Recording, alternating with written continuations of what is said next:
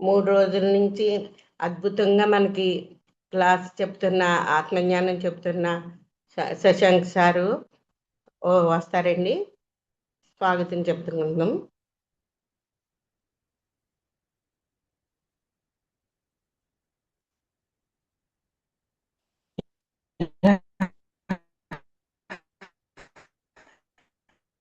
పత్రిజీ మహిళా చైతన్యానికి స్వాగతం సార్.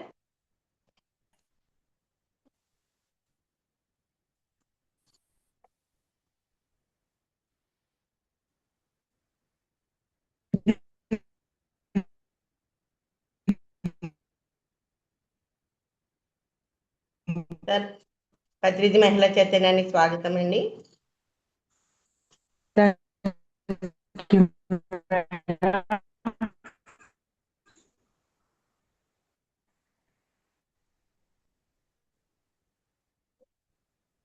రెండు మాటలు చెప్తాండి పత్రిజీ మహిళా చైతన్యం గురించి. నాకు జగద్గురు కో-హోస్ట్ ఇస్తారా?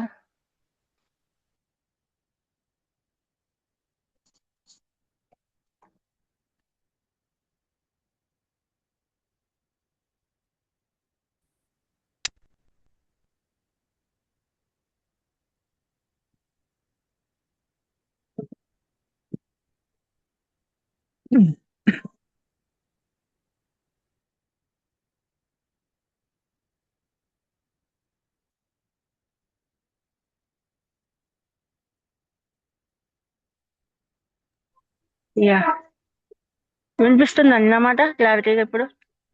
వినిపిస్తుందండి. ఓకే, ఏదన్నా బయట నుంచి సౌండ్స్ డిస్టర్బెన్స్ వస్తున్నాయా? లేదండి, ఇప్పుడు బాగానే ఓకే ఉందండి. ఓకే, నాకు కో-హోస్ట్ ఇవ్వండి.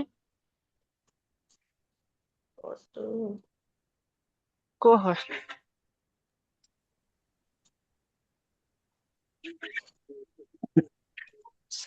సార్ పేరు మీద నొక్కండి పద్మ గారు. పార్టిసిపెంట్స్ అని ఉంది కదా, సార్ పేరు ఉంటుంది కదా, అక్కడ నొక్కేసి హోస్ట్ కోస్ట్ అని ఉంటుంది, అది ఓకే చేయండి.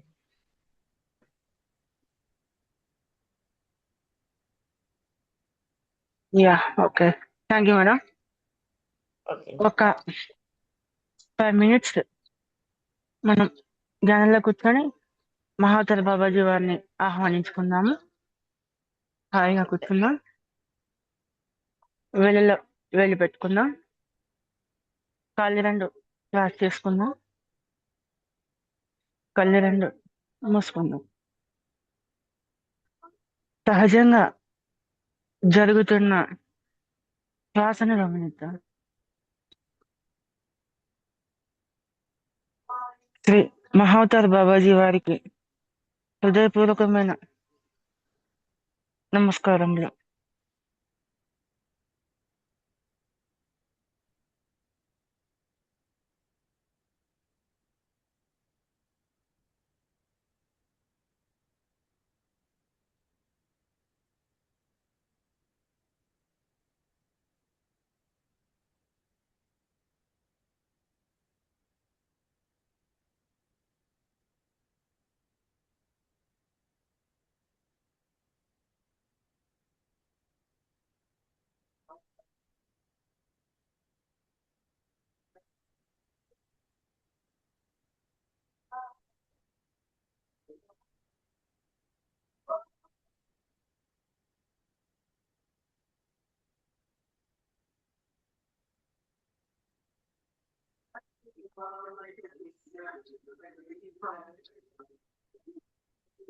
హాయిగా కూర్చున్నాను. సహజంగా జరుగుతున్న శ్వాసను గమనిద్దాం.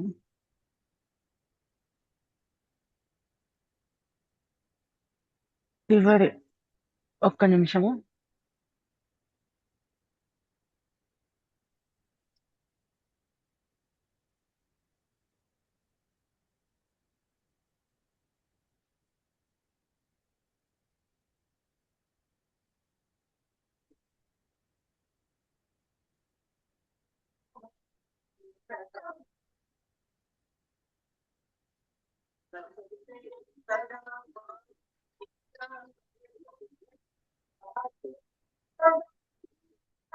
శ్వాసతోనే ఉందాం.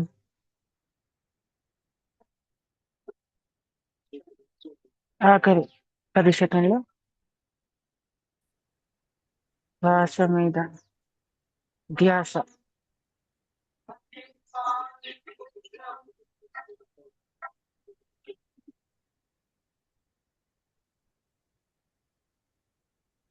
నిదానంగా మీ యొక్క 2 అరచేతులను 2 కళ్ళ మీద పెట్టుకోండి. 5 సెకండ్స్. 5, 4, 3, 2, 1, 0. నిదానంగా మీ యొక్క 2 అరచేతులను 2 కళ్ళ నుంచి తీస్తూ 2 అరచేతులను మాత్రమే చూడండి. Okay masters.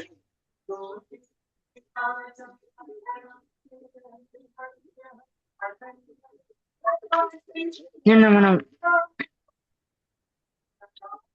కర్మ అంటే మన ఆలోచనలకు ఫీలింగ్స్ తోడవుతే అది కర్మగా మారుతుందని తెలుసుకున్నాం. అలాగే మన వల్ల తెలిసి తెలియక అవతల వ్యక్తి బాధపడినప్పుడు క్షమాపణ చెప్పడం ద్వారా ఆ కర్మ తొలగిపోతుందని తెలుసుకున్నాం. అవతల వాళ్ళు మన ద్వారా బాధపడితే డైరెక్ట్ గానో ఇండైరెక్ట్ గానో క్షమాపణ చెప్తే ఆ కర్మ తొలగిపోతుంది. కానీ అవతల వాళ్ళు మనల్ని బాధ పెట్టినప్పుడు ఆ కర్మని ఎలా తొలగించుకోవాలి? అవతల మన వల్ల అవతల వాళ్ళు బాధపడినా ఇద్దరు కర్మచక్రంలో బందీ అయిపోయి ఉంటారు. అవతల వాళ్ళ వల్ల మనం బాధపడినా మనతో పాటు వాళ్ళు కూడా కర్మచక్రంలో బందీ అయిపోయి ఉంటారు. ఎట్లా? ఎగ్జాంపుల్ గా నా చిన్నతనంలో ఒక సంఘటన. నా చిన్నప్పుడు నాకు బాగా నత్తి వచ్చేది. నన్ను అందరూ వెక్కిరించేవాళ్ళు. స్కూల్లో వెళ్తే ఫ్రెండ్స్ కానీ స్కూల్లో అందరూ. చాలా బాధ అనిపించేది. చాలా బాధకు లోనేవాడిని, ఏడ్చేవాడిని. అది బయటకు చూపించేవాడిని కాదు. ఇంట్లో వాళ్ళు కూడా ఎక్కిరిచ్చేవారు. వాళ్ళకి అది సరదాగా ఉండేది. కానీ లోపల నాకు చాలా బాధ అనిపించేది. నన్ను ఎక్కిరిస్తూ వాళ్ళు నవ్వుతుంటే. వాళ్ళు సరదాగా వాళ్ళకి తెలియక ఎక్కిరిచ్చేవాళ్ళు. లోపల నేను ఎంత బాధపడుతున్నానో వాళ్ళకి అర్థమయ్యేది కాదు. దానివల్ల నేను ప్రతి ఒక్కరికి దూరంగా ఉండేది. ఎక్కువగా మాట్లాడేవాడిని కాదు. ప్రతి ఒక్క వ్యక్తికి ఫ్రెండ్స్ కి దగ్గరగా కూడా ఉండేవాడిని కాదు. ఫ్రెండ్స్ లేకుండా ఒంటరిగా ఎప్పుడు ఏకాంతంగా ఉండేవాడిని. అయితే నేను ఎప్పుడైతే ఈ ఆధ్యాత్మిక నాకు జ్ఞానం అర్థమైందో ఒక పాయింట్ ఆఫ్ టైంలో నాకు ఈ లోపల అర్థమైంది మామూలుగా. అప్పుడు ఆ క్షణంలో వాళ్ళు అజ్ఞానంలో అది చేశారు. వాళ్ళ జ్ఞానం అంతవరకే ఉంది. తెలిసి చేయలేదు, తెలియక చేశారు. వాళ్ళ అజ్ఞానం కారణంగా నన్ను బాధపెట్టడం జరిగింది. అది వాళ్ళు సరదా అనుకున్నారు. నాకెంత బాధ కలిగిందో వాళ్ళకి తెలియదు. వాళ్ళు క్షమాపణ అడిగినా అడగకపోయినా మనం వాళ్ళని క్షమించాలి అన్న ఇది వచ్చింది లోపల నుంచి. ప్లస్ వాళ్ళు అలా బాధ పెడుతున్నప్పుడు చిన్నతనంలో నన్ను నేనే అసహించుకునేవాడిని. నాకెందుకు ఇలా అయింది? అందరూ బాగానే మాట్లాడుతున్నారు, నాకెందుకు నచ్చొస్తుంది? నా జీవితాన్ని నేనే వద్దు ఈ జీవితం నాకు వద్దు అనే భావన వచ్చేసింది. పిచ్చి పిచ్చి ఆలోచనలు. ఈ జీవితాన్ని వ్యతిరేకించడం మొదలు పెట్టాను. నన్ను నేను అసహించుకోవడం మొదలు పెట్టిన. ఈ జీవితాన్ని వద్దు, నాకు ఈ జీవితం వద్దు, చనిపోవాలన్న ఆలోచనలు కూడా వచ్చాయి చిన్నతనంలో. అప్పుడున్న మెచ్యూరిటీకి, అప్పుడున్న జ్ఞానానికి ఆ విధంగా ఆలోచనలు వచ్చాయి. అర్థమయ్యేది కాదు. అప్పుడు మనస్ఫూర్తిగా నేను వాళ్ళ అజ్ఞానం వల్ల అలా చేశారు కాబట్టి అందులో తప్పు ఎవరిది అంటే వాళ్ళ అజ్ఞానంది. కాబట్టి వాళ్ళని నేను పూర్తిగా క్షమించేస్తాను. ధ్యానంలో కూర్చొని వాళ్ళని మనస్ఫూర్తిగా, మీ అజ్ఞానంలో మీరు తెలియక తప్పు చేశారు కాబట్టి నేను మిమ్మల్ని క్షమిస్తున్నాను అని చెప్పుకున్నా ధ్యానంలో. తర్వాత నన్ను నేను క్షమించుకున్నా. ఎందుకంటే నన్ను కూడా నేను ద్వేషించుకున్నాను కదా. మనం బాధపడినప్పుడు అవతల వాళ్ళ వల్ల మనల్ని మనం కూడా తిట్టుకుంటూ ఉంటాం. మనల్ని మనమే అసహించుకుంటూ ఉంటాం. మన జీవితాన్ని మనమే వ్యతిరేకించుకుంటూ ఉంటాం. దానివల్ల కూడా చాలా ఎఫెక్ట్ పడుతుంది. అవతల వాళ్ళు అన్నదానికన్నా మనల్ని మనం అనుకున్నది చాలా ఎఫెక్ట్ చూపిస్తుంది మన మీద.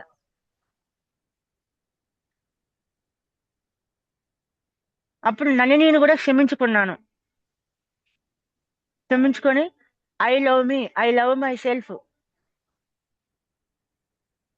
అని చెప్పుకోవాలి. మనల్ని మనం ప్రేమించుకోవాలి. మనల్ని మనం ఎప్పుడైతే అసహించుకుంటామో, ద్వేషించుకుంటామో, లోపల మనం బాధపడ్డప్పుడు, కోప్పడ్డప్పుడు గాని, మనం ద్వేషించుకున్నప్పుడు, మనల్ని మనం వ్యతిరేకించినప్పుడు ఏం జరుగుతుంది అంటే మన మెదడు ఒక కెమికల్ ని రిలీజ్ చేస్తుంది, కార్టిసాల్ అని.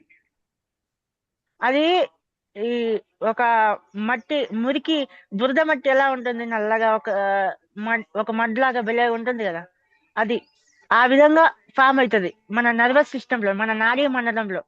మనకి 72,000 నాడులు అని చెప్తారు మెయిన్ గా. వాటిలలో ఆ కెమికల్ అనేది వెళ్తుంది. ఆ కెమికల్ లో కూడా మెమొరీ సెల్స్ అనేవి ఉంటాయి.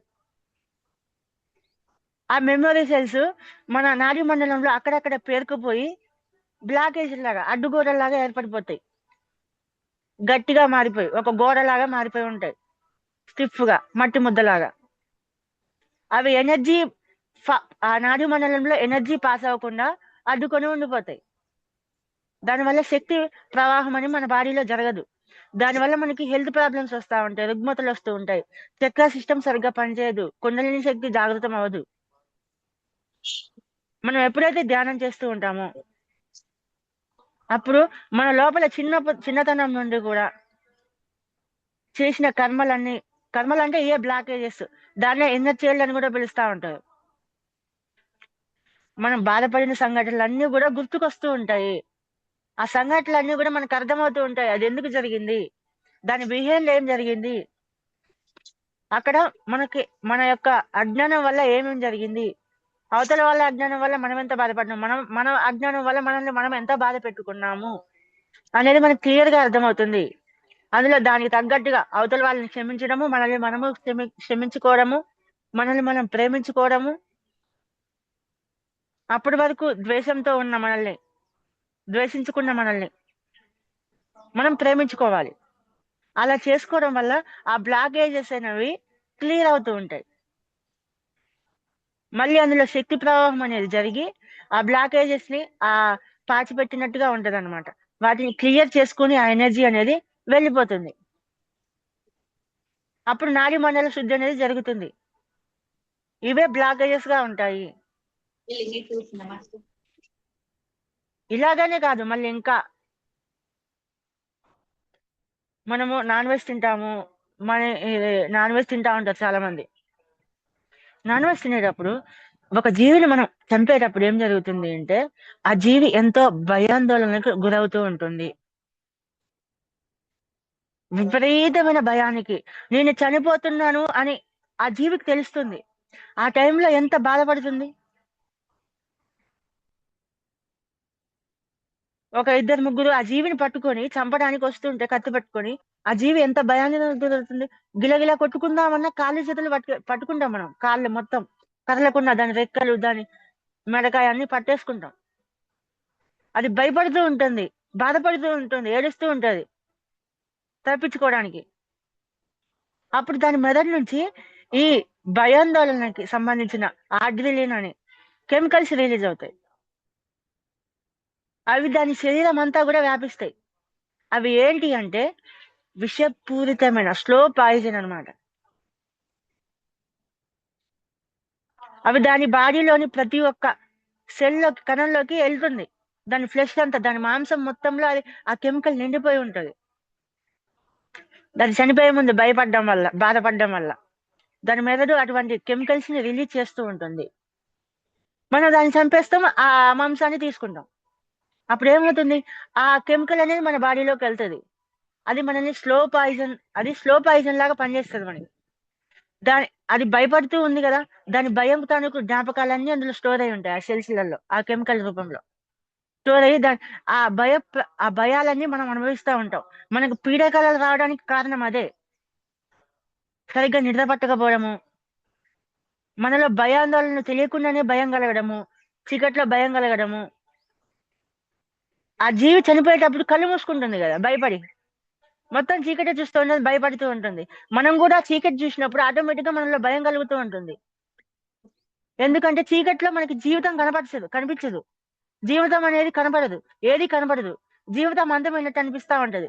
అది మనకి అర్థం కాదు. లోపల ఉన్న జ్ఞాపకాలు, ఆ జీవితాలకు జ్ఞాపకాలన్నీ మన సెల్స్ లో స్టోర్ అయి ఉంటాయి. ఆ జీవి మాంసాన్ని మనం తీసుకున్నప్పుడు ఆ జీవి ఫ్లెష్ అంతా కూడా మన బాడీలోకి వెళ్తుంది కదా. మన బాడీ మొత్తం దాన్ని అబ్జర్వ్ చేసుకుంటుంది కదా, మొత్తం స్టోర్ అయిపోయి ఉంటుంది. అప్పుడు మనలో ఆ భయాందోళన కలుగుతూ ఉంటాయి. దాని జ్ఞాపకాలన్నీ మనల్ని మానిపులేట్ చేస్తూ ఉంటాయి. ఆందోళన, యాంగ్జైటీ, ప్రశాంతంగా ఉండకపోవడము, ఇవన్నీ జరుగుతూ ఉంటాయి. త్వరగా ముసలితనం రావడము.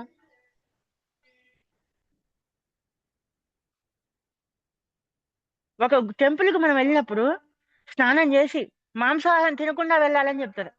టెంపుల్కి వెళ్ళేటప్పుడు తలస్నానం చేసి శుద్ధి అయి వెళ్ళాలంటారు. దేవాలయము పవిత్రంగా ఉండాలి అంటారు. ఒక జీవాత్మ ఉండే శరీరం ఇది జీవాత్మకు ఒక దేవాలయం లాంటిది. ఈ జీవాత్మ ఉండే ఈ దేవాలయంలో మనం శవాలను వేస్తే ఎలా ఉంటది? ఒక జీవి చనిపోతే దాన్ని శవమేనే కదా అంటాము. శవాలని మనం ఇందులో వేస్తున్నాం. అప్పుడు ఇది శ్మశానం అవుతుంది. దేవాలయం ఎలా అవుతుంది? శవాలు శ్మశానంలో ఉంటాయి, దేవాలయంలో కాదు కదా. మన శరీరాన్ని మనం శ్మశానం చేసుకుంటున్నాం. శ్మశానంలో ఏముంటాయి? దెయ్యాలు తిరుగుతూ ఉంటాయి అంటారు. మొత్తం నెగిటివ్ ఎనర్జీ ఉంటది. దానివల్ల ఎన్ని కర్మలు, మన బాడీ సెల్స్ లలో ఎన్నో జ్ఞాపకాలు, అవన్నీ క్లీన్ చేసుకోవడానికి ఎంత తపస్సు చేయాల్సి వస్తుంది, ఎంత ధ్యానం చేయాలి. కాబట్టి ఫ్రెండ్స్, మాంసాహారం అనేది తీసుకోకూడదు. అది ఎగ్గు కూడా తీసుకోకూడదు. కొంతమంది ఎగ్గు శాకాహారం అనుకుంటారు. ఎగ్గు ఎలా శాకాహారం అవుతుంది? అది ఒక పిండము, ఒక జీవి తయారవుతుంది. అందు లోపల పిండాన్ని, ఒక జన్మించే జీవిని పిండం రూపంలో ఉన్నప్పుడే మనం దాన్ని హతమారుస్తున్నాం. ఒక జీవి యొక్క పుట్టుకనే మనం అడ్డకిస్తా ఉన్నాం. అది ఎంత పాప కర్మ అవుతుంది.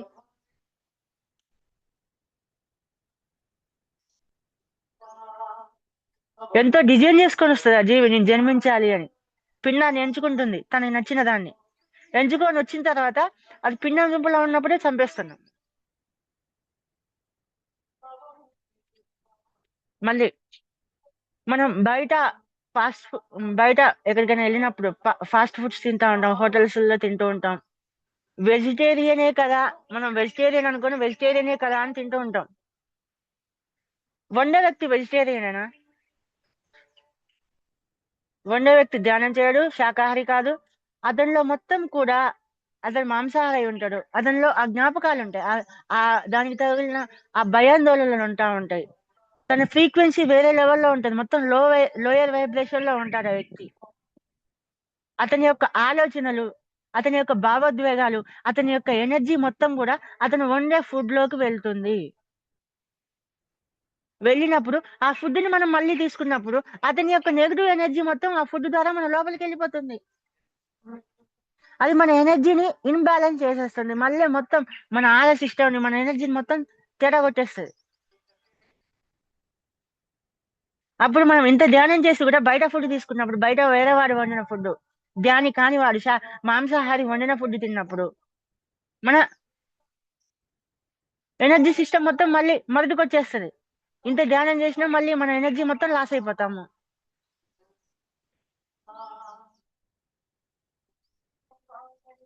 మళ్ళీ పెళ్లిళ్ళకి వెళ్తా ఉంటాము, మన తెలిసిన వాళ్ళే అని. వెళ్ళాలి, తప్పులేదు, వెళ్ళండి. అక్కడ వేయాల్సిన వేయండి, చదివింపులు అన్ని చూసుకోండి, కలవండి, పలకరించండి. మళ్ళీ అక్కడ వండేవాడు కూడా నాన్ వెజే కదా, నాన్ వెజ్ తినేవాడే వండుతాడు. ఖచ్చితంగా అక్కడ నాన్ వెజ్ ఉంటది. వెజిటేరియన్ పెట్టినా, సాంబార్ పెట్టినా కానీ సాంబార్తో తిన్నాను, పెరుగుతో తిన్నాను అన్నా కూడా అది వండేది ఆ వ్యక్తే కదా. అవే గిన్నెలలో వండుతారు కదా వాళ్ళు. నాన్ వెజ్ వండిన గిన్నెల్లోనే వాళ్ళు వండుతారు. ఆ 10 హౌస్ సామాన్లు, అందులో నాన్ వెజ్ వండుతారు, వెజ్ కూడా వండుతారు. ఎక్కడెక్కడో ఎక్కువ శాతం వెజ్ కంటే నాన్ వెజ్ వండుతా ఉంటారు. అందులో వండినప్పుడు ఆ యొక్క పాత్రకు కూడా ఆ యొక్క ఎనర్జీ పట్టుకొని ఉంటది. వండే వ్యక్తి అందులోనే వండుతాడు. వండే వ్యక్తి నాన్ వెజ్ వాడే ఉంటాడు. నాన్ వెజ్ వండిన వాడే ఆ వెజ్ కూడా వండుతాడు. ఆ రైస్ వండుతాడు, అందులో కూడా ఆ ఎనర్జీ వెళ్తుంది. వడ్డించేవాడు మళ్ళీ నాన్ వెజ్ తినేవాడే అవుతాడు. మొహమాటం కోసం తింటాము, దానివల్ల మన ఎనర్జీ సిస్టమే లాస్ అవుతుంది. జస్ట్ వెళ్ళండి, తిన్నా అని అబద్ధం చెప్పండి. మనం తినేటప్పుడు ఆ వ్యక్తి వచ్చి ఏం చూడండి కదా, జస్ట్ తిన్నా అని అబద్ధం చెప్పొచ్చు, ఏం కాదు. అక్కడ తిన్నప్పుడు మన ఎనర్జీనే లో అయిపోతుంది, మన ఆరాశక్తి తగ్గిపోతుంది. మనం ఎంతగానో ధ్యానం చేసి పెంచుకున్న ఎనర్జీ మొత్తం కూడా లాస్ అయిపోతాము. పలకరించండి, చదివింపులేయండి, కాసేపు మాట్లాడినట్టు చేసేసి తిన్నామని అబద్ధం చెప్పొచ్చినా ఏం కాదు. అక్కడ మనం తినేటప్పుడు ఏం వచ్చి తెంగి చూడడు, అయినా ఆ ఫంక్షన్ లో బిజీగా ఉంటాడు చేసే వ్యక్తి.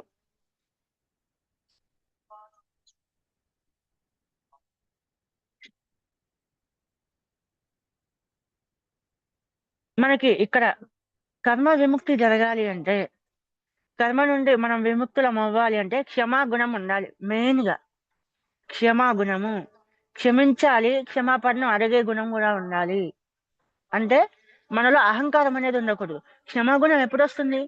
మనలో అహంకారం లేనప్పుడు వస్తుంది, అహంకారం లేకపోతే వస్తుంది. పూర్తి సమర్పణ భావం ఉన్నప్పుడు మన లోపల నుంచి ఆ క్షమాగుణం అనేది తన్నుకొని వస్తుంది. క్షమించాలి, క్షమాపణను అడగాలి కర్మ అనేది పోవాలి అంటే. మనం మనల్ని మరియు ఇతరుల్ని క్షమాపణ పూర్తిగా క్షమించినప్పుడు మన యొక్క పాత శక్తి బంధాల నుండి మనం విముక్తులం అవుతాము. నేను ఈ శరీరమే అనుకున్నంతసేపు ఈ కర్మ అనేది ఉంటుంది. నేను అనంతమైన చైతన్యాన్ని, జీవాత్మ స్వరూపుడిని అని తెలుసుకున్నప్పుడు కర్మ అనేది ఉండదు. We create our own reality. మన వాస్తవానికి మనమే సృష్టికర్తలము, మన జీవితానికి మనమే సృష్టికర్తలము. మనం ఏది భావిస్తే అదే వస్తుంది. యద్భావం తద్భవతి. మన మీద ఒక భావన అనేది బలంగా రుద్దబడింది. అదేంటంటే మన తలరాతను దేవుడు రాస్తాడు. మనం ఇన్ని కష్టాలని మనం ఇన్ని కష్టాలు అనుభవిస్తానంటే దానికి కారణం దేవుడే అని అంటూ ఉంటాం. దేవుణ్ణి తిట్టుకుంటూ ఉంటాం, దేవుడా నా తలరాతని ఎందుకు ఇలా రాశావు అని దేవుణ్ణి తిడుతూ ఉంటాం. నీకు అసలు మనస్సాక్షి అనేది లేదు, నీకు అసలు మానవత్వం లేదు, నువ్వు దుర్మార్గుడివి, నా జీవితాన్ని ఇలా రాశావు అని దేవుణ్ణి తిడుతూ ఉంటాం, నిందిస్తూ ఉంటాం. దేవుడు మన తలరాతని ఇలా రాసినందుకే మనం ఇదంతా అనుభవిస్తున్నాము అని ఒక భావన మన మీద బలంగా రుద్దబడింది. కానీ నిజానికి ఫ్రెండ్స్, మన తలరాతను మనమే రాసుకొని వస్తాము. మన డిజైన్, మన ఆత్మ పరిణితి చెందడం కోసం మన రాతను మనమే రాసుకుంటాము. దేవుడైనా అంత ఖాళీగా ఉంటాడమ్మా ప్రతి ఒక్కరి తలరాతను రాసుకుంటూ ఉండడానికి? ఆయన సృష్టి కార్యాల్లో బిజీగా ఉంటాడు. సృష్టి చేయడంలో స్వేచ్ఛ నీయడం జరిగింది, ప్రతి ఒక్కరికి స్వేచ్ఛ నీయడం జరిగింది. నీ ఆత్మ పరిణితి నువ్వే చూసుకో, నీ జీవితానికి నువ్వే సృష్టికర్తవు, నాకు ఏ శక్తులు ఉన్నాయో నీకు కూడా అదే శక్తులు ఇచ్చినా అని చెప్పేసిండు. ఇంకా నువ్వు స్వేచ్ఛ జీవి, నీ ఇష్టం వచ్చినట్టు సృష్టి చేసుకో, నువ్వు కూడా ఎదుగు, నీ ఆత్మ పరిమితిని పెంచుకొని చైతన్యాన్ని విస్తరింపజేసుకొని నువ్వు కూడా సృష్టికర్తగా ఎదుగు. నాకున్న శక్తులే నీకు కూడా ఉన్నాయి, వాటిని గుర్తించు అని చెప్పడం జరిగింది. ఈ చీకటి శక్తుల వాళ్ళు మనల్ని ఒక మబ్బిలో పెట్టేశారు. మొత్తం ఈ 3D ప్రపంచంలో మనకి జ్ఞానాన్ని అందజేయకుండా చేశారు. నీ తలరాతని దేవుడే రాశాడు. నిజానికి మన సాంప్రదాయంలో, మన సనాతన ధర్మంలో దేవుడు అనే కాన్సెప్ట్ లేదు, పూజ అనే కాన్సెప్ట్ లేదు.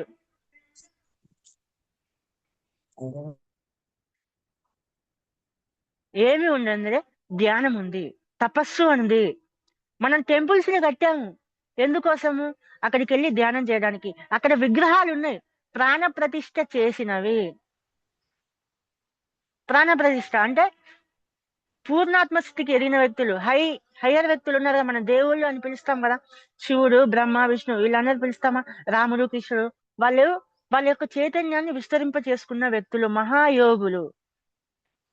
ఒక శివుడు విగ్రహంలో, శివలింగంలో శివుడి యొక్క శక్తి ఉంటుంది. అతనిలోని అంశని అందులో వేస్తారనమాట. తీసుకొచ్చి ప్రాణప్రతిష్ఠ చేస్తాడు శివుడు. కృష్ణుడి యొక్క విగ్రహంలో కృష్ణుడి యొక్క అంశాత్మ అందులో ఉంటుంది. సేమ్ కృష్ణుడి శక్తులే ఉంటాయి ఆ అంశాత్మకి. అయోధ్య రామ మందిరంలో రాముడి యొక్క అంశాత్మ ఉంటుంది ఆ విగ్రహంలో. దాని మాధ్యమంగా ఆ విగ్రహంలో ఉన్న ఏదైతే శక్తి ఉందో అది కూడా సేమ్ రాముడే, రాముడి యొక్క అంశాత్మే. కాబట్టి రాముడికి ఏ శక్తులు ఉన్నాయో ఆ అంశాత్మ కూడా ఏ ఉంటాయి. ఎందుకు అంటే ఆ విగ్రహం సమక్షంలో మనం ధ్యానం చేసినప్పుడు, తపస్సు చేసినప్పుడు మన ఎదుగుదల సేమ్ ఆ శివుడి ముందు ధ్యానం చేసినట్టే ఉంటుంది, ఆ రాముడి ముందు చేసినట్టే ఉంటుంది, ఆ కృష్ణుడి సమక్షంలో ధ్యానం చేసినట్టే ఉంటుంది. వారి యొక్క శక్తి సమక్షంలో ధ్యానం చేసినప్పుడు మనకి ఎదుగుదల అనేది ఫాస్ట్ గా ఉంటుంది. ఇప్పుడు అది ఎలా పనిచేస్తుంది అంటే, మనం చాలా మందికి ఎక్స్పీరియన్స్ అయ్యే ఉంటారు. మనం పత్రిజీ సమక్షంలో ధ్యానంలోకి వచ్చినప్పుడు తెలియకుండానే మనలో ఆనందం ఉప్పొంగిపోతుంది. ధ్యానం చేయకుండా ఆయన యొక్క సమక్షంలో కూర్చున్నప్పుడు, ఆయనకి దగ్గరగా కూర్చున్నప్పుడు గమనించే ఉంటారు చాలా మంది మాస్టర్స్. వాళ్ళలో ఆనందం ఆటోమేటిక్ గా ఉప్పొంగిపోతూ ఉంటుంది, ఊగిపోతూ ఉంటారు. మొత్తం తెలియకుండానే లోపల నుంచి ఆత్మ డాన్స్ చేస్తా ఉంటది. ధ్యానం కూడా చాలా బాగా కుదురుతుంది. ఎందుకు అంటే మనం వారి యొక్క ఆరాలో కూర్చున్నప్పుడు, వారి యొక్క శక్తి సమక్షంలో ఉన్నప్పుడు వాళ్ళు మనకి క్యాటలిస్ట్ గా పనిచేస్తా ఉంటారు. ఆటోమేటిక్ గా మన ఆత్మ చైతన్యంలో మార్పు వస్తుంది. మనం ఆ విగ్రహ సమక్షంలో ప్రాణప్రతిష్ఠ చేసిన ఆ విగ్రహం సమక్షంలో తపస్సు చేసినప్పుడు ఇదే జరుగుతుంది. మన ఆధ్యాత్మికంగా ఎంతో ఉన్నతంగా ఎదుగుతాము. ఈ చీకటి శక్తుల వాళ్ళు ఏం చేశారంటే మనకి పూజా విధానాన్ని తీసుకురావడం జరిగింది. తీసుకొచ్చి వీళ్ళు ద్వంద్వత్వ భావనని మనలో ప్రేరేపించడం జరిగింది. అంటే ఏంటి? నేను వేరు, ఆ దేవుడు వేరు. నేను జస్ట్ మనిషినే, అతని దేవుడు. అతన్ని కోరుకోవాలి ఏం కావాలన్నా.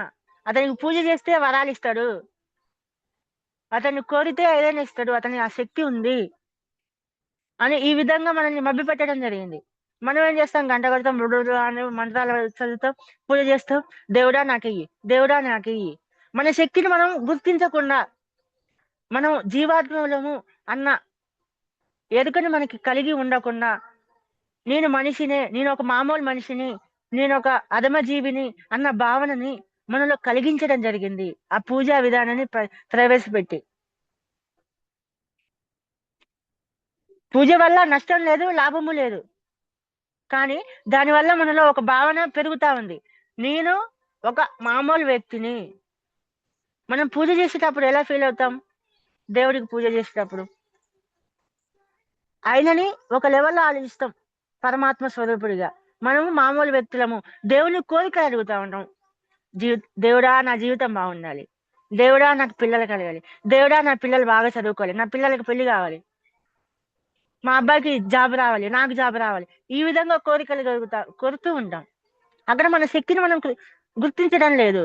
మనము ఆత్మలము, జీవాత్మ స్వరూపలము, మనం కూడా ఆ పరమాత్మ స్వరూపంలోము అన్న విషయాన్ని మనం మర్చిపోతా ఉంటాం పూజ చేయడం వల్ల. అందుకనే పత్రి సార్ విగ్రహారాధన వద్దు అని చెప్పడం జరిగింది. మనం విగ్రహారాధన చేస్తున్నంతసేపు మన యొక్క సెల్ఫ్ ని మనం మర్చిపోతాము, మనల్ని మనం గుర్తించలేము. మన చైతన్యాన్ని మనం గుర్తించకుండా మనమే అణిచిపెట్టిన వాళ్ళం అవుతాము. అందుకే విగ్రహారాధన వద్దు అని చెప్పడం జరిగింది. ఒకవేళ నీకు ఎరుక ఉంటే ఆ విగ్రహానికి దండం పెట్టు, తప్పులేదు, దండం పెట్టచ్చు, సరెండర్ అవ్వాలి, ధ్యానం చేయాలి అక్కడ కూర్చొని. నేను కూడా ఆ జీవాత్మ స్వరూపుడిని అన్న ఎరుకతో, సాక్షిభావంతో ఆ ఆ విగ్రహంలో ఉన్న పరమాత్మకి నమస్కరించాలి. సమర్పణ భావంతో సమర్పణ అయిపోయి అక్కడ కూర్చొని ధ్యానం చేయాలి. దానివల్ల మన ఎదుగుదల పెరుగుతుంది. అంతేగాని ఏదో జస్ట్ పూలు జల్లి కొబ్బరికాయ కొట్టేస్తే మనకి ఏది ఉండదు అక్కడ. మన ఆత్మ అన్న సంగతి మనం మర్చిపోతాము, జీవాత్మ అన్న సంగతి మనం మర్చిపోతాం.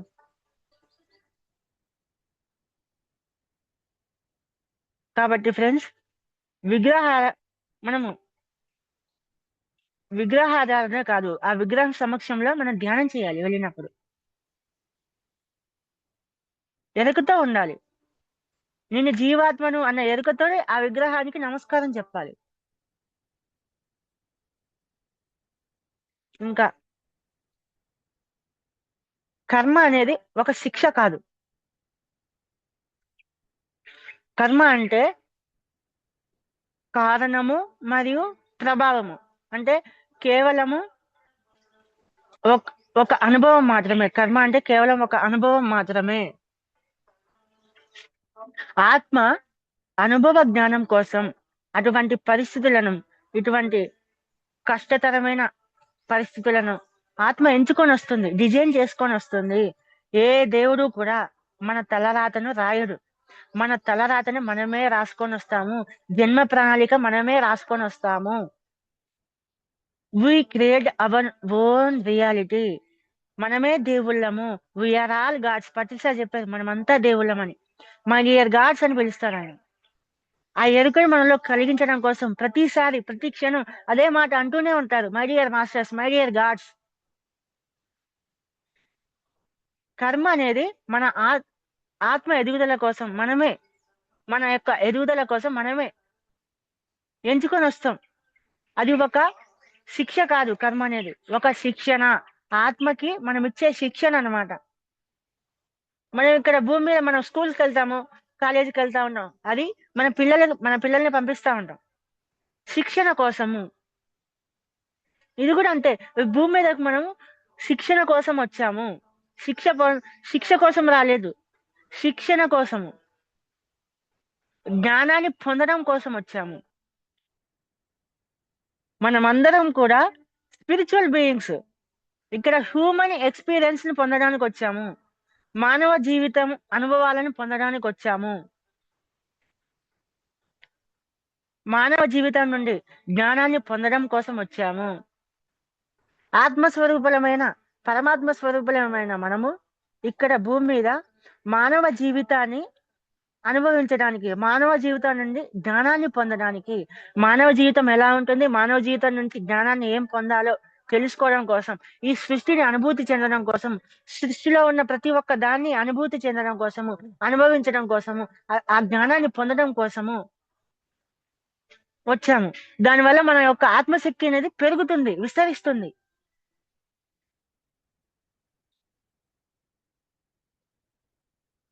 చిన్న చిన్న అంశాత్మలుగా వచ్చిన మనము ఆ పరమాత్మ చైతన్యంగా విస్తరిస్తాము. పూర్ణాత్మగా, ప్రజ్ఞాత్మగా మారుతాము. మనం కర్మ ఉంది అని నమ్మినంత కాలం కూడా మనం ఈ కర్మచక్రంలోనే తిరుగుతూ ఉంటాం. మనం ఎప్పుడైతే ఆ సత్యాన్ని తెలుసుకుంటామో, మన వాస్తవానికి మనమే సృష్టికర్తలము అని తెలుసుకుంటామో, మన వాస్తవానికి మనమే సృష్టికర్తలము అన్న జ్ఞానం మనకు వస్తుందో, మనకి అది ఎప్పుడైతే మన అనుభవంలోకి వస్తుందో, ఈ కర్మ సిద్ధాంతం అనేది మనపై పని చేయదిక. విషయంలో ఒక నియమం ఉంది. మనం ఏది కోరితే అదే మన జీవితంలోకి వస్తుంది. ఎన్నో ఏళ్లుగా ఈ చీకటి శక్తుల వాళ్ళు మన మీద ఈ కర్మ సిద్ధాంతాన్ని మార్చి రాయడం జరిగింది. వారికి అనుగుణంగా దాన్ని బోధించారు. ఎంతో బలమైన జ్ఞాపకాలు మన డిఎన్ఏలో పొందుపరచడం జరిగింది. మన తాత ముత్తాతల కాలం నుండి ఈ కర్మ సిద్ధాంతాన్ని బోధించుకుంటూ వచ్చారు. దానివల్ల వాళ్ళ నుంచి వచ్చిన ఈ శరీరమే కదా ఇది. ఈ శరీరాన్ని కూడా జ్ఞాపకాలు ఉంటాయి కదా. శరీరంలో ఉన్న ప్రతి ఒక్క కణానికి కూడా జ్ఞాపకాలు ఉంటాయని చెప్పుకున్నాం. మన డిఎన్ఏలో ఇవన్నీ స్టోర్ అయిపోయి ఉన్నాయి, ప్రోగ్రామ్ అయిపోయి ఉన్నాయి. ఒక్కసారిగా మనమే దేవుళ్ళము, మన వాస్తవానికి మనమే సృష్టికర్తలము, ఈ కర్మ సిద్ధాంతం అనేది ఏదీ లేదు, కర్మ అంటే శిక్ష కాదు శిక్షణ అని నేను చెప్తే ఒక్కసారి మీరు దాన్ని లోపలికి ఆపాదించుకోలేరు. నమ్మడానికి చాలా కష్టంగా ఉంటుంది. అది చాలా కాలంగా మన డిఎన్ఏలో అది ప్రోగ్రామ్ అయిపోయి ఉంది. కాబట్టి ఈ సత్యాన్ని మనము అనుభవంలోకి తెచ్చుకోవాలంటే స్టెప్ బై స్టెప్ వెళ్ళాలి. అందులో చిన్నగా మనం ప్రతి ఒక్క చిన్న విషయాన్ని అర్థం చేసుకుంటూ వెళ్ళాలి. కర్మ సిద్ధాంతాన్ని, ఆ అసలైన జ్ఞానాన్ని మనం అర్థం చేసుకుంటూ జీవితంలో చిన్నగా దాన్ని ఇంప్లిమెంట్ చేస్తూ ఉండాలి. అప్పుడు ఆటోమేటిక్ గా మనకి అది అనుభవంలోకి వస్తుంది. మనము అందులో నుంచి బయటకు వచ్చేస్తాము, ఆ కర్మచక్రంలో నుంచి. అందులో ఫస్ట్ది తృప్తి చెందడము. తృప్తి చెందాలి మనకున్న దాంతో. ఏం చేస్తాం మన ముఖ్యంగా ఆడవాళ్ళకి నగలంటే పిచ్చి ఉంటది. జస్ట్ తిట్టుకోకండి, ప్రతి ఒక్కరికి ఆభరణాల మీద కోరిక చాలా ఉంటుంది, నగలు వేసుకోవాలని. మనకి నెక్లెస్ ఉంది, హారం ఉంది, మంచి డిజైన్ తోటి మనకి నచ్చింది తీసుకున్నాం, బాగానే ఉంది, వేసుకున్నాము. కొన్ని రోజుల తర్వాత పక్కింటి ఆమె ఒక హారం తీసుకుంది, నెక్లెస్ తీసుకుంది, ఆమె డిజైన్ కూడా బాగుంది. ఆమె డిజైన్ మన డిజైన్ బాగుంటది, ఆమె డిజైన్ కూడా బాగానే ఉంటది. మనకేమనిపిస్తుంది, అబ్బా ఆమె డిజైన్ బాగుంది, నా డిజైన్ బాగాలేదు అనుకుంటాం. నాకు ఇప్పుడు మన కోరిక ఏముంటది, ఆమెది పొందాలని కోరిక కలుగుతా ఉంటది. అబ్బా నాకు ఆ డిజైన్ కావాలి, నాకు ఆ నెక్లెస్ కావాలి. మనకి ఏదైతే నెక్లెస్ ఉందో, హారం ఉందో, దాన్ని చూసి మనం తృప్తి చెందము. పక్కింటి ఆవిడకు ఉందే, కోరుకుందే, అది దాని మీద మనం షాప్కి వెళ్ళినప్పుడు మనకి ఆ డిజైన్ కూడా చూపిస్తాడు షాప్ వాడు, కానీ మనం అది ఎంచుకోము. మనకి ఇది నచ్చుతుంది, మనం కొనుక్కున్నదే నచ్చుతుంది, అదే వేసుకుంటాం. ఈమె షాప్కి వెళ్ళినప్పుడు మనకి నచ్చని వస్తువు ఆమెకు నచ్చుతుంది, ఆమె వేసుకున్నాక ఆమె డిజైన్ చూసి అబ్బా ఇదంతా బాగుంది, నాకు అది కావాలి అని దాని మీద కోరిక కలుగుతా ఉంటుంది. మనం కొనుక్కున్న మన దగ్గర ఉన్న నెక్లెస్ మీద మనం ఉన్న దాంతో తృప్తి చెందము. మన దగ్గర ఏదైతే లేదో అవతల వ్యక్తి దగ్గర ఉందో అది పొందాలని చూస్తా ఉంటాము. తృప్తి అనేది ఉండదు. మన ఇంట్లో పరమాన్నం వండుకొని తిన్నా కానీ దాంతో తృప్తి చెందము. పక్కింట్లో పచ్చడి ఉందనుకోండి, ఆ పచ్చడి మనకి అమృతంలాగా అనిపిస్తుంది. ఒక సామెత ఉంటది కదా, అలా ఉండకూడదు. మనకున్న దాంతో మనం తృప్తి చెందాలి. మనకి నచ్చింది మనం తీసుకున్నాము, మన స్తోమతకు తగ్గట్టు తీసుకున్నాము, మనకి నచ్చింది, మన డిజైన్ నచ్చింది, మనం ఎంతో ఎంచుకొని అన్ని డిజైన్ చూసి నచ్చింది తీసుకున్నాము. మళ్ళీ పక్కింటి ఆవిడకి ఉన్న డిజైన్ ని చూసి అది మనకి కావాలని కోరుకుంటే ఎట్లా?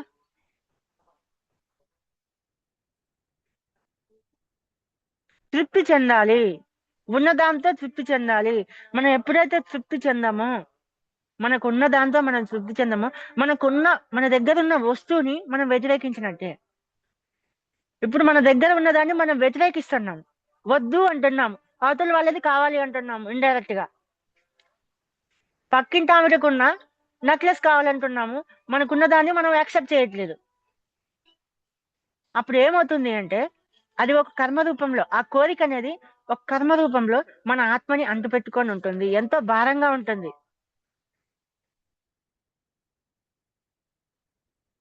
ప్రతిసారి మనకు ఒక మాట చెప్పడం జరిగింది, ఉంటే ఉండని, పోతే పోని, వస్తే రాని, ఏదైనా కానీ యాక్సెప్ట్ చేస్తూ ఉన్నదానితో ఆనందంగా ఉంటే ఎటువంటి కర్మ ఉండదు. తృప్తి చెందడం నేర్చుకోవాలి ఫస్ట్.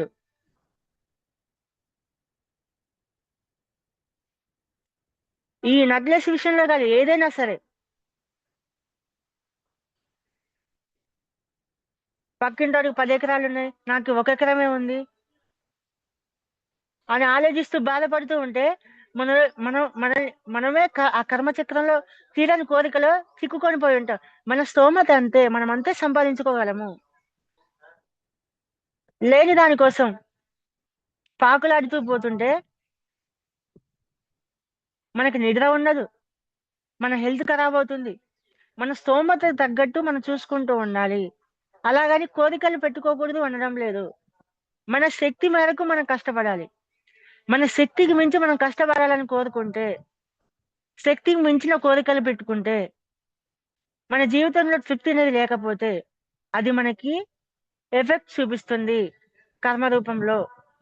మన హెల్త్ ప్రాబ్లం వస్తాయి, జీవితం దుర్భరం అయిపోతుంది, ఉన్న క్షణాన్ని ఆనందంగా జీవించలేము. మన ఆనందం అనేది మనం ఈ భూమి మీదకి మనం డిజైన్ చేసుకొని వచ్చింది. ఈ విధమైన డిజైన్ చేసుకొని వచ్చినాం ప్రతి ఒక్కటి కూడా. ఈ సిచ్యువేషన్, ఈ మధ్యతరగతి కుటుంబము, లేకపోతే ఈ పేదవాడి కుటుంబం, లేకపోతే డబ్బున్న కుటుంబం, ఏదైనా కావచ్చు, ప్రతి ఒక్కటి కూడా మనమే డిజైన్ చేసుకొని వస్తాం. ఆ జీవితంలో జీవిస్తూ మనం జ్ఞానాన్ని పొందడం కోసం మనం డిజైన్ చేసుకుని వచ్చిన దాన్ని మనం యాక్సెప్ట్ చేస్తూ వెళ్ళిపోవాలి. అప్పుడు అందులో నుంచి జ్ఞానాన్ని మనం పొంది ఎదుగుతాం. మనం దాన్ని వ్యతిరేకిస్తూ పోతే మన జీవితాన్ని పరిపూర్ణంగా జీవించలేము. ఆ జ్ఞానాన్ని పొందలేకుండా పోతాము. ఆ జ్ఞానాన్ని సరిగ్గా పొందలేము. ఆ జీవితం నుంచి జీవితంలో ఉన్న ఆనందాన్ని కోల్పోతాము. మనం ఏదైతే నేర్చుకోవాలని వచ్చామో అది నేర్చుకోకుండా అయిపోతుంది. జీవితం వృధా అయిపోతుంది. మళ్ళీ జన్మ తీసుకోవాల్సి వస్తుంది. కాబట్టి ఉన్నదానితో తృప్తి చెందడం నేర్చుకోవాలి. భగవద్గీతలో శ్రీకృష్ణుల వారు నిష్కామ కర్మ గురించి చెప్పడం జరిగింది. నిష్కామ కర్మ అంటే కర్మ చేయాలి, కానీ ఆ కర్మ ఫలితాన్ని ఆశించకూడదు. మనం ఏదైనా పనిని ప్రశంసల కోసం చేస్తామనుకోండి. చేస్తే మనం ఒక పని చేసినాం, ఒక గొప్ప పని చేసినాం, ఆధ్యాత్మికంగా కానీ ఏదైనా సరే, శాకాహార ర్యాలీలు బాగా మనం డబ్బును ఖర్చు పెట్టి ర్యాలీలు చేపించినాం, అన్నదానాలు చేసాము, ఎంతో డొనేషన్ చేసినాం, ఏదైనా చేసినాం అనుకోండి, అది ప్రశంసల కోసం. ప్రతిసారి మనల్ని పొగుడతారని చేసామనుకోండి, లేకపోతే మన తోటి జ్ఞానులు మనల్ని పొగడాలని చేసినాము, అందరూ మనల్ని గొప్పగా పొగడాలని చేసామనుకోండి, అప్పుడు ఎదుటి వాళ్ళ నుండి మనం అనుకున్నంత ప్రశంసలు వాళ్ళు మనల్ని పొగడకపోయి ఉంటే ఏం జరుగుద్ది? వాళ్ళు మనల్ని ఎంతో పొగుడుతారు, స్టేజ్ మీదకి పిలిచి మనల్ని చప్పట్లు కొట్టిస్తారు అనుకుంటాం. మనం అనుకున్నది అక్కడ జరగకపోతే ఏమవుతుంది? మనలో బాధ కలుగుతుంది, ఎంతో బాధ. అది కర్మగా ఏర్పడుతుంది. అది ఎలా ఏర్పడుద్ది? మనం బాధపడ్డప్పుడు ఏమవుద్ది? ఇందాక చెప్పాం కదా, మనం బాధపడినప్పుడు, తృప్తి చెందనప్పుడు, ఇటువంటి భావాలు మనలో కలిగినప్పుడు మన మెదడులో నుండి ఆడ్రిలిన్, కార్టిసోల్ అనే కెమికల్ అనేది రిలీజ్ అవుతుంది. ఆ కెమికల్స్ లో మన బాధ జ్ఞాపకాలు, తృప్తి చెందని జ్ఞాపకాలు, ఇటువంటి అసంతృప్తి జ్ఞాపకాలు, బాధాకరమైనవి, ద్వేషం సంబంధించిన ప్రతి ఒక్కటి కూడా అందులో జ్ఞాపకాల రూపంలో స్టోర్ అయ్యి మన నాడీ మండలంలో అడ్డుగొడలుగా ఏర్పడతాయి. అవే కర్మలు.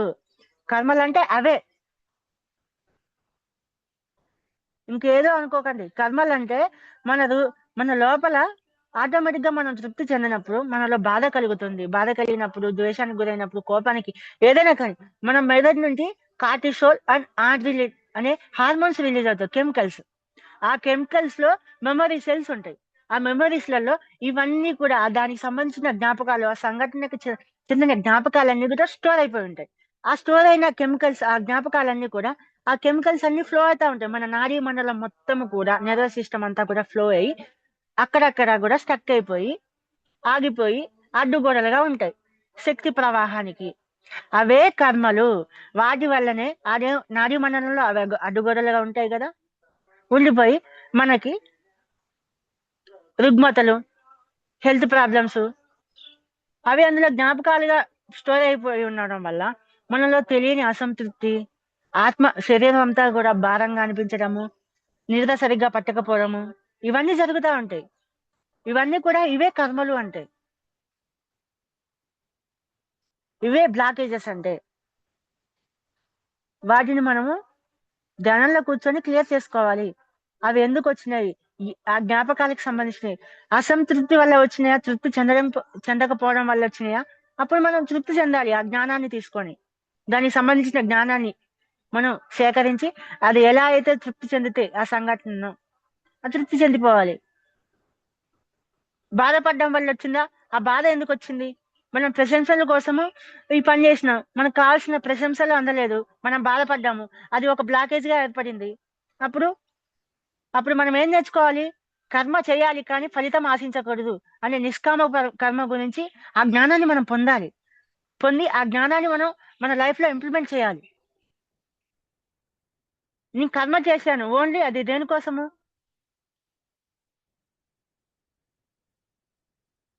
లోక కళ్యాణం కోసము. అన్నదానం చేశాను, ఆ అన్నము వాళ్ళ కడుపు నింపడం కోసం, దానివల్ల వాళ్ళని పొగుడుతారన్న ఉద్దేశంతో చేయకూడదు. జ్ఞాన ప్రచారాలు చేశాము, గొప్ప కోసం చేయకూడదు. అది మన బాధ్యతగా చేయాలి. మనం ఇప్పుడు ఆకలేస్తుంది, ఆకలేసినప్పుడు ఏంటి? ఆహారం తీసుకుంటాం మనం, అది బాధ్యత. ఆహారం తీసుకోవడం ఈ శరీరం యొక్క బాధ్యత. ఆహారం తీసుకున్నందుకు మన శరీరమైన మనల్ని పొగుడుతుందా? ఈ శరీరానికి ఆకలేనప్పుడు మనం ఆహారం తీసుకుంటాం. దానివల్ల ఏదన్నా ఫలితం వస్తుందా? జస్ట్ శరీరం యొక్క బాధ్యత. ఆకలేస్తే ఆహారం తీసుకోవడం బాధ్యత. అలాగే జ్ఞాన ప్రచారం చేయడం మన బాధ్యత. బాధ్యతల పట్ల మనం ఎక్స్పెక్టేషన్స్ ఉండవు. మనం ఎప్పుడైతే ఎక్స్పెక్టేషన్ చేస్తామో అది కర్మగా మారిపోతుంది. మనం కర్మ చేయాలి, ఎక్స్పెక్టేషన్ ఉండకూడదు, ఫలితం మీద ఆశ ఉంచకూడదు. మనకి అదే ద్వాపర యుగంలో యుద్ధం జరిగే సమయంలో అర్జునుడు అడుగుతూ ఉంటాడు, కృష్ణ, నేను ఇంతమందిని చంపుతున్నాను కదా, ఇంతమందిని చంపితే నాకు కర్మ ఉండదా? ఇంతమంది జీవితాలని నాశనం చేస్తున్నాను, ఇంతమంది ఈ వ్యక్తులను నేను చంపడం వల్ల వాళ్ళ కుటుంబము వీళ్ళ మీద ఆధారపడి ఉంటుంది. ఆ కుటుంబాలన్నీ అనాథలు కావా? వాళ్ళ జీవనోపాధి ఏమవుతుంది? ఇంతమందిని చంపితే నాకు ఆ కర్మ అంటుకోదా? వాళ్ళ యొక్క శాపాలు నాకు తగలవా అని అడుగుతాడు. అప్పుడు కృష్ణుడు ఏం చెప్తాడంటే, నువ్వు నేను చేస్తున్నాను, నేను వీళ్ళని చంపుతున్నాను, నేను అనేది ఎప్పుడు వస్తుందో, నువ్వు ఈ వీళ్ళని చంపితే నీకు రాజ్యం వస్తుంది, వీళ్ళని చంపడం వల్ల యుద్ధంలో గెలిస్తే నీకు పేరు ప్రతిష్టలు వస్తాయి అన్న ఆలోచనతో చేస్తే, కర్మ మీద ఆ విధమైన ఎక్స్పెక్టేషన్ పెట్టుకొని చేస్తే అది కర్మగా మారుతుంది. ఒకవేళ నువ్వు విద్యలో గెలవకపోతే, నువ్వు అనుకున్నంత విధంగా ఫలితం రాకపోతే, అప్పుడు నీకు ఏమవుతుంది? బాధపడతావు ఎక్స్పెక్టేషన్ వల్ల. అది అప్పుడు నీకు కర్మగా మారిపోతుంది.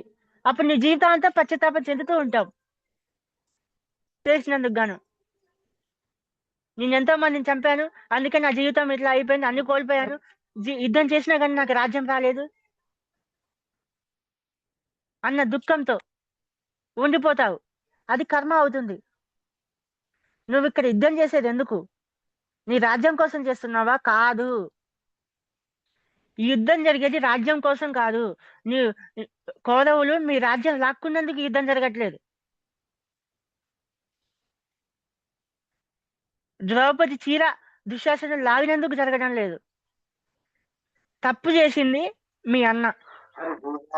జూదంలో ఒక స్త్రీని పందెంగా పెట్టాడు మీ అన్న. అది ఒక రాజు స్థానంలో ఉన్న వ్యక్తి జూదంలో ఒక స్త్రీని పందెంగా పెట్టడం అనేది ఎంతో నీచమైన కర్మ. అది ఒక స్త్రీ జాతి మొత్తాన్ని అవమానించినాడు మీ అన్న. స్త్రీ జాతిని అవమానించాడు, స్త్రీ శక్తిని అవమానించాడు. చాలా పెద్ద అపరాధం జరిగింది. ఒక రాజు ఆ పని చేస్తే రాజ్యంలో ఉన్న ప్రతి ఒక్కరు కూడా రాజునే ఇన్స్పిరేషన్ గా తీసుకోవడం జరిగింది. అది ఎంత తీవ్రత స్థాయికి చేరుకుందంటే, మన ద్వారకలో కూడా మీ యుధిష్ఠిరుని ఇన్స్పిరేషన్ గా తీసుకొని పందెంగా తన యొక్క భార్యను పెట్టడం జరిగింది. ప్రతి ఒక్కరు కూడా పందాలు గాయడం జరిగింది భార్యల మీద. మా బలరాముడు వెళ్ళి అడ్డుకుంటే, మీ బామర్ది చేస్తే లేదు కానీ మేము చేస్తే వచ్చిందా, వెళ్ళి ముందు మీ బామర్దిని అడిగిపో అని బలరాముడిని అలా ప్రశ్నించడం జరిగింది. స్వయంగా నేను మా బలరాం అన్న ఇద్దరం కలిసి దాన్ని ఆపలేకపోయాం మా ద్వారకలోది.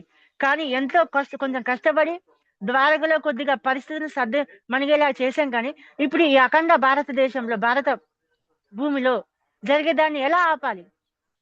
ఇంతమంది మన మాట వింటారా? అందుకోసం జరుగుతుంది ఈ యుద్ధము. తప్పు చేసిన వాడికి శిక్ష పడాలి. ఇక్కడ మీరు మీ తప్పుని తెలుసుకొని క్షమాపణ కోరి మీ తప్పుని సరిదిద్దుకున్నారు, వనవాసం చేసి, ధ్యానం చేసి, తపస్సు చేసి. కానీ అది సరిపోదు. ఇక్కడ స్త్రీకి అవమానం జరిగింది, దానికి న్యాయం జరగాలి. ఇక్కడ ఆ అన్యాయాన్ని, స్త్రీని అవమానిస్తే, స్త్రీని పందంగా పెడితే ఇది జరుగుతుంది, ఇంత యుద్ధం జరుగుతుంది, వినాశనం జరుగుతుంది అని అందరికి తెలియాలి. అందుకోసం ఈ మహాయుద్ధం జరుగుతుంది. ధర్మం కోసం జరుగుతుంది ఈ యుద్ధము. నీ నీ నీ రాజ్యం కోసం జరగట్లేదు, నీ గొప్ప కోసం జరగట్లేదు, నీ ప్రతాపాన్ని చూపించడం కోసం. యుద్ధం జరిగితే నీకు పేరు ప్రతిష్టలు వస్తాయన్న దానికోసం జరగడం లేదు. ధర్మం కోసం యుద్ధం చేయి అర్జున అని చెప్పడం జరిగింది. నువ్వు చేయాల్సింది ధర్మం కోసం. ధర్మం గెలవాలి, ప్రతి ఒక్కరికి అర్థం అవ్వాలి. స్త్రీని పందంగా పెడితే జరిగేది వినాశనమే, స్త్రీ శక్తిని అవమానిస్తే ఇదే జరుగుతుంది అని ప్రతి ఒక్కరికి అర్థం అవడం కోసం ఇంత పెద్ద మహాభారత యుద్ధం జరుగుతుంది. నువ్వు యుద్ధాన్ని ధర్మం కోసం చేయి. నీ స్వధర్మం కోసం చేయకు, నీ రాజ్యాకాంక్ష కోసం చేయకు, నీ గొప్ప కోసం చేయకు, నీ పేరు పరిస్థితుల కోసం చేయకు అని చెప్పడం జరిగింది. ఓకేనా ఫ్రెండ్స్? ఎవరికైనా ఈ టాపిక్ మీద ఏమైనా డౌట్స్ ఉంటే అడగండి ఫ్రెండ్స్. ఏమైనా డౌట్స్ ఉన్నాయా ఎవరికైనా?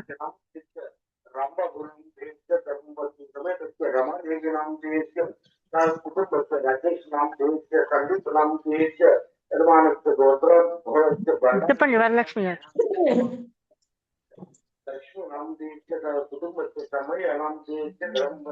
నమస్తే సార్. నమస్తే మేడం. చాలా చాలా బాగుంది సార్, క్లాస్ చాలా బాగా చెప్పారు. ఎదటి వాళ్ళ వల్ల మనం కూడా బాధపడితే అది కూడా ఎలాగా చేసుకోవాలి, ధ్యానంలో కూర్చుని ఆ కర్మ అనేది, అది కూడా కర్మ అని చెప్పారు. చాలా బాగుంది, వివరంగా చెప్పారు, చాలా వివరంగా చెప్తారు సార్ క్లాస్. స్త్రీని అవమానిస్తే అది ఎంతలాగా ఉంటుందని కూడా చాలా చాలా బాగా చెప్పారు సార్. చాలా థ్యాంక్ యూ సార్, చాలా వివరంగా. అప్పుడే ధ్యానంలో కూర్చునే వాళ్ళు కూడా అర్థమయ్యేలా చెప్తున్నారు sir class. Thank you sir. Thank you so much. Thank you. Sir వేరే వాళ్ళ డిస్టర్బెన్స్ వస్తున్నట్టుంది, కొంచెం అవి మ్యూట్ చేయండి. ఓకే చేస్తాను. హోస్ట్ ఉన్నారు. ఓకే, ఎవరికైనా ఏమైనా డౌట్స్ ఉంటే అడగండి. అన్మ్యూట్ చేసుకున్నాను సీత గారు. ఓకే, అది రికార్డింగ్ కూడా స్టాప్ చేయండి సార్ కొంచెం.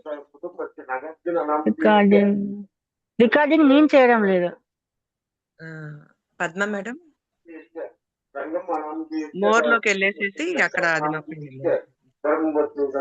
వెంకటలక్ష్మి నామ కుటుంబ నవీన్ నామ సాయిరామ్ నామ యజమానస్య గోత్రోద్భవస్య పశుపాల గోత్రోద్భవస్య యజమానస్య నామ కృష్ణ నామ ధర్మవతి సమేతస్య రమణ నామ. మేడం మోర్ లోకి వెళ్ళేసి అది నొక్కండి పైన. నేను చేస్తాను, స్టాప్ చేస్తాను. నాకు